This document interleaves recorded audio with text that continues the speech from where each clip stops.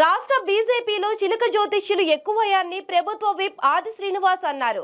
సీఎంను మారుస్తున్నారని నోటుకొచ్చినట్టు వాగుతున్నారని fire అయ్యారు. బీజేపీలో ఏం జరుగుతుందో తెలుసుకోకుండా ఏఐసీసీ ఆఫీసు గోడకు చెవులు పెట్టి వింటున్నారా అంటూ ఆగ్రహం వ్యక్తం చేశారు. పార్టీ రాష్ట్ర అధ్యక్షుడిని ఎంపిక చేయడానికి చేతకాని వారు సీఎం మార్పు గురించి మాట్లాడతారా అంటూ ధ్వజమెత్తారు. తెలంగాణ బీజేపీలో లుకలుకలు ఉన్నాయని మీ ఎమ్మెల్యే రాజా సింగ్ రోజు బయట పెడుతూనే ఉన్నారని ఎద్దేవా చేశారు. తెలంగాణ బీజేపీలో జ్యోతిష్కులు ఈ మధ్యలో ఎక్కువయ్యారు. మాట్లాడితే ఏ బీజేపీ నాయకుడైనా మా ముఖ్యమంత్రిని మారుస్తున్నది చెప్పనేటువంటి మాట మాట్లాడుతున్నారు. వాళ్ళ పార్టీ ఆఫీసులో జరుగుతున్నటువంటి గొడవలను వినడం మాని మా ఏఎస్ ఆఫీసు గోడల చుట్టూ తిరిగి చెవులు పెట్టి వింటురా ఏందో మాకు అర్థమైతలేదు.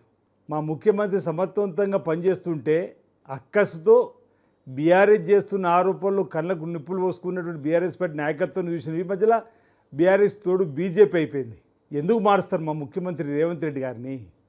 మా ముఖ్యమంత్రి రేవంత్ రెడ్డి గారు ప్రతినిత్యం ప్రజల ఆకాంక్షకు అనుగుణంగా ఆల్ ఇండియా కాంగ్రెస్ కమిటీ విధానాలకు అనుగుణంగా పనిచేస్తూ ముందుకు పోతున్న సందర్భంలో అరవింద్ గారు తన స్థానాన్ని బదిలీ చేసుకోవడానిక వాళ్ళ పార్టీలో లుకలు లేనట్టుగా ఎమ్మెల్యే రాజా సింగ్ గారి ఎపిసోడ్ రోజు జరుగుతూ ఉంది.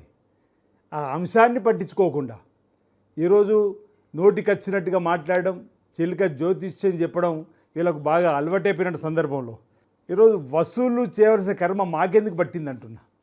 వసూళ్ళు చేస్తున్నారని చెప్పానమాట. అసలు వసూళ్ళు అనేది కార్పొరేటు వ్యాపారులు బెదిరించి మీ 2400 కోట్ల పైసలకు అనుకుంటా బీజేపీ వచ్చి పట్టింది. ఇది ఏ విధంగా వచ్చి బెదిరింపులు వసూలు చేయకపోతేనే ఇంత మొత్తం పెద్దంలో డబ్బులు వచ్చి మీ దగ్గర వచ్చినాయని చెప్తున్నారు.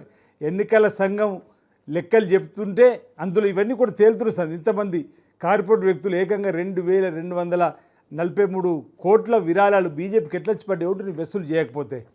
మీరు వసూలు చేయకపోతే ఇన్ని డబ్బులు ఎలా వచ్చాయో ధర్మపురి అరవింద్ గారు చెప్పాలి. ఇప్పుడు రేవంత్ రెడ్డి గారిని పేపర్ పులి అంటున్నారు.